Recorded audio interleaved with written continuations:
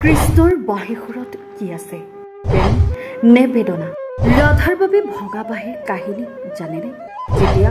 গোটেই সৃষ্টি কৃষ্ণময় হ'ল ব্ৰহ্মাৰ অহংকাৰ চূৰ্ণ বিচূৰ্ণ হ'ল এটা আঙঠিৰে পৰ্বত তুলি ইন্দ্ৰক প্ৰত্যাহ্বান জনোৱা কৃষ্ণৰ কাহিনী জানেনে অন্ধ ৰাধাৰ প্ৰথম দৰ্শন কেৱল কৃষ্ণৰ বাবে মেল খালে চকু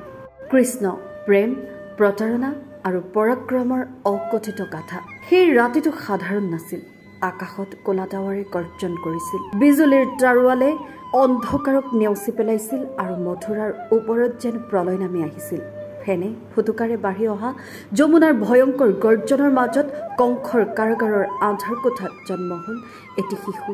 যি কংসৰ মৃত্যুৰ কাৰণ হ'ব প্ৰচণ্ড ধুমুহা বৰষুণক নেওচি পিতৃ বসুদেৱে সেই নৱজাতকক এটা টোপোলাত লৈ নন্দৰ ঘৰৰ ফালে দৌৰিছিল যমুনাৰ প্ৰচণ্ড ঢৌৱেও সেই ঐশ্বৰিক শিশুক বাধা দিব নোৱাৰিলে স্বয়ং শেষনাগে ছত্ৰাকাৰেৰে তেওঁক ৰক্ষা কৰিছিল এইদৰে গোকুলত কৃষ্ণৰ আগমন ঘটিল যি দিনটোক আজিও আমি জন্মাষ্টমী বুলি পালন কৰোঁ কিন্তু তেওঁৰ নাম আৰু লীলাৰ আঁৰত আছে এনে কিছুমান ৰহস্য যিবোৰ শুনিলে আপুনি আচৰিত হ'ব বাঁহী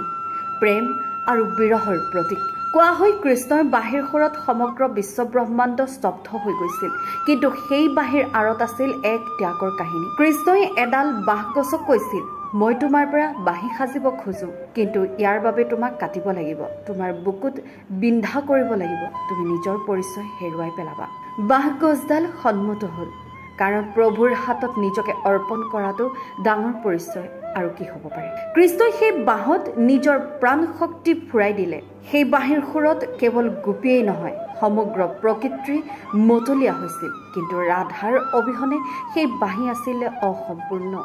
যেতিয়া ৰাধাৰাণীয়ে শৰীৰ ত্যাগ কৰাৰ সময় আহিল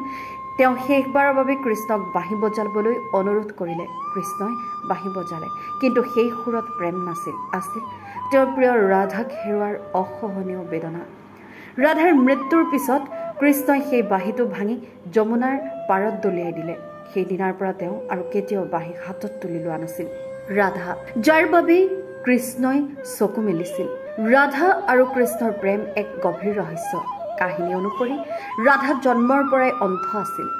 যেতিয়া শিশু কৃষ্ণক তেওঁ ওচৰলৈ অনা হ'ল তেওঁ তুলনাৰ কাষত থিয় হৈ ৰাধাৰ ফালে চালে আৰু সেই মুহূৰ্ততে ৰাধাই প্ৰথমবাৰৰ বাবে চকু মেলিলে তেওঁৰ জীৱনৰ প্ৰথম দৰ্শন আছিল তেওঁৰ কৃষ্ণ সেইদিনাৰ পৰাই কৃষ্ণৰ ছবি তেওঁৰ হৃদয়ত চিৰদিনৰ বাবে অংকিত হৈ ৰ'ল ৰাধাৰ অবিহনে কৃষ্ণ অসম্পূৰ্ণ আৰু কৃষ্ণৰ অবিহনে ৰাধাৰ কোনো অস্তিত্বই নাই যেতিয়া দেৱতাসকলৰ অহংকাৰ চূৰ্ণ হ'ল এবাৰ সৃষ্টিৰ দেৱতা ব্ৰহ্মাৰ মনত সন্দেহ হ'ল এজন সাধাৰণ গৰুখীয়া ল'ৰা কেনেকৈ ভগৱান হ'ব পাৰে তেওঁ কৃষ্ণক পৰীক্ষা কৰিবলৈ গোকুলৰ সকলো গৰু আৰু গোপালক চুৰি কৰি ব্ৰহ্মলোকলৈ লৈ গ'ল হাজাৰ হাজাৰ বছৰৰ পিছত যেতিয়া তেওঁ পৃথিৱীলৈ ঘূৰি আহিল তেওঁ দেখি আচৰিত হ'ল গোকুলত সকলো আগৰ দৰেই আছে তেতিয়া কৃষ্ণই তেওঁক নিজৰ বিশ্বৰূপ দেখুৱালে ব্ৰহ্মাই দেখিলে যে গৰু গোপালক আনকি গছলতা সকলোবোৰেই আছিল কৃষ্ণৰে ৰূপ তেওঁৰ অহংকাৰ চূৰ্ণ বিচূৰ্ণ হ'ল আৰু তেওঁ কৃষ্ণৰ চৰণত ক্ষমা খুজিলে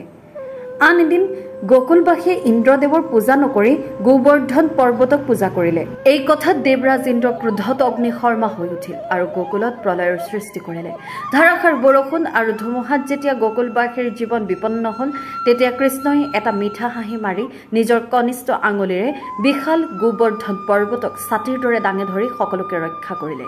7 দিনৰ পিছত ইন্দ্ৰৰ অহংকাৰ ভাঙিল আৰু তেওঁ আহি কৃষ্ণৰ ওচৰত ক্ষমা বিচাৰিলে সেইদিনাৰ পৰাই তেওঁ গোপাল হৈ নাথাকিল বৰঞ্চ